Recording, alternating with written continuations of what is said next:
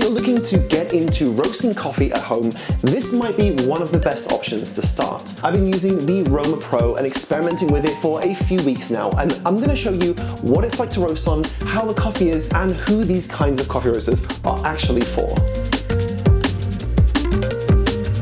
I want to thank the manufacturers for sponsoring this video and sending me this unit to share with all of you. This isn't going to be a typical review, as I don't think it's appropriate to review something when I'm being paid. So rather, I'm just going to show you what the machine can do and let you make your own mind up about it. And if you like the look of it, I'll put a link in the description. The first thing you'll want to know about a home appliance roaster like this when compared with a commercial scale drum roaster is that the heating type is very different, and the roasting style has to be different too. Drum roasting has a combination of convection and conduction. This is heat transferred from the air moving through the beans, which is convection, and the heat transferred directly from the hot metal drum, which is conduction. This heat applied to the drum and therefore the beans needs to be constantly slowed down through the roast, because a hot drum and eventually the beans themselves will expel too much heat, causing over-roasted and underdeveloped beans that taste ashy, boring, and really losing a lot of the unique flavors of the bean. With air roasters, this changes because there is very little conduction from a drum, so the heat drops quickly once the hot air stops being pumped. Now, not only is this a lot cheaper to operate in terms of energy consumption,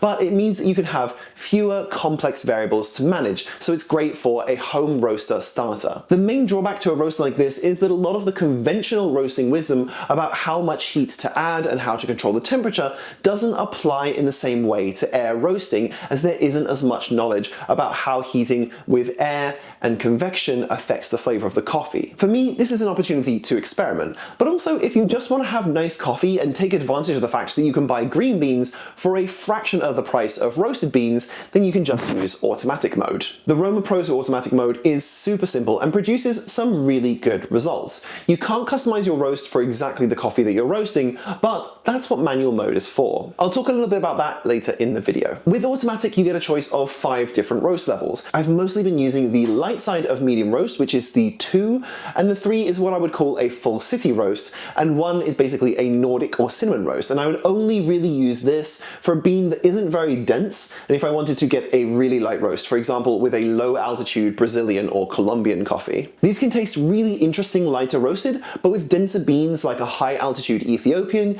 you'll find that the middle is a little under roasted at this level, so you should probably make sure to check the details of the green beans from wherever you buy them from. I'm going to spare you me trying to talk over the sound of an air roaster going full blast, but I'm going to show you a typical roast on level 2 auto with the Roma Pro while I explain the stages of coffee roasting.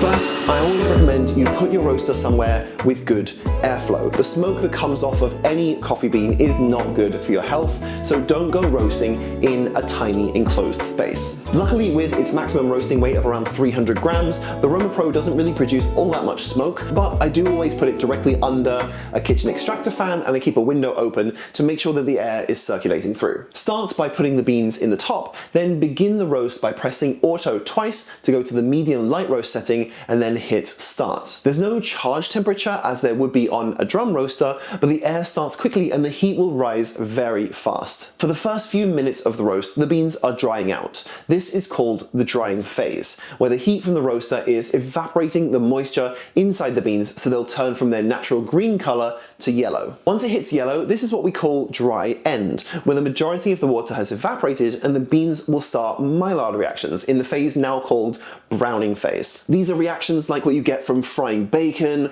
or putting bread in the toaster, where it starts to get brown and crispy. The same thing happens with coffee, where it'll start to get brown and develop all those sweet, delicious flavors. At a certain temperature, depending on which beans you're using, you'll hear a pop like popcorn, and that's called the first crack. Every second after the first crack that the beans continue to be roasted is called the development phase, which is a bit of a misnomer as development is happening throughout the roast, but that's just what it's called. If you take the time after the first crack and divide it by the total roast time, you will get a development percentage. This is a good way to measure the roast level overall, along with the drop temperature, which is when you stop roasting the beans and start cooling them. Personally, I usually don't go too dark with my roasts, and the level 2 on automatic was the best for me, but I've tried level level 3 and level 4 for a Brazilian coffee I quite liked, and it was like a full city roast, and level 4 was quite dark, but also gave a really rich canvas for pouring latte art onto. When your roast is done, the beans will automatically enter a cooling mode,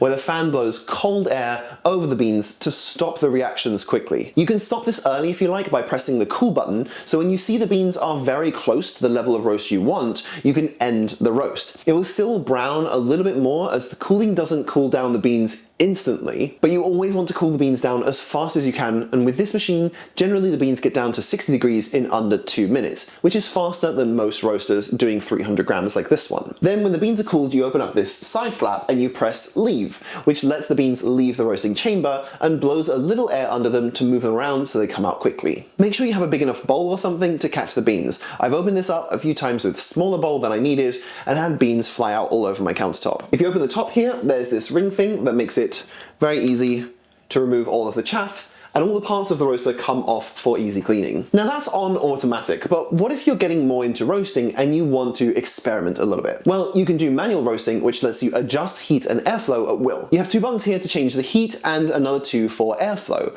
This is going to be a little bit more difficult as there's no roast curve with the Roma Pro and no way to connect to a computer for Artisan or Cropster or some other roasting software. But if you track your temperature and slow down your roast over time, you can still achieve some really good results if you have a little roasting experience.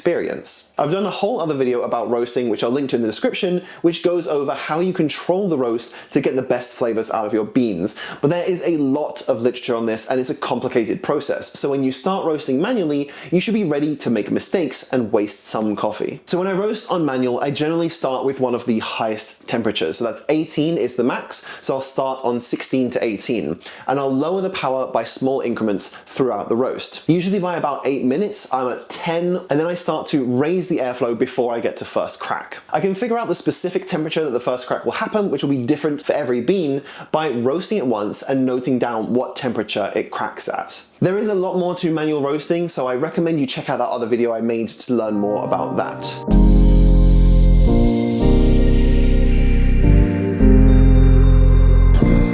So this is a natural process Brazilian coffee that I roasted with the Roma Pro. And as you can see, it does a pretty good job of roasting incredibly evenly. Coffee is often grown in a lot of developing countries, and depending on the standards of the farm you're getting your beans from, there might be little stones or other debris in your coffee, so make sure you get that because there is nothing worse than the sound of a stone going into your grinder. And no, I don't have any footage of me putting a stone through one of my grinders just to get a recording of the sound for you. It's been about 5 days since I roasted this batch, so I'm going to pull a shot on this and see what it's like with my DF64V and Nuri lever.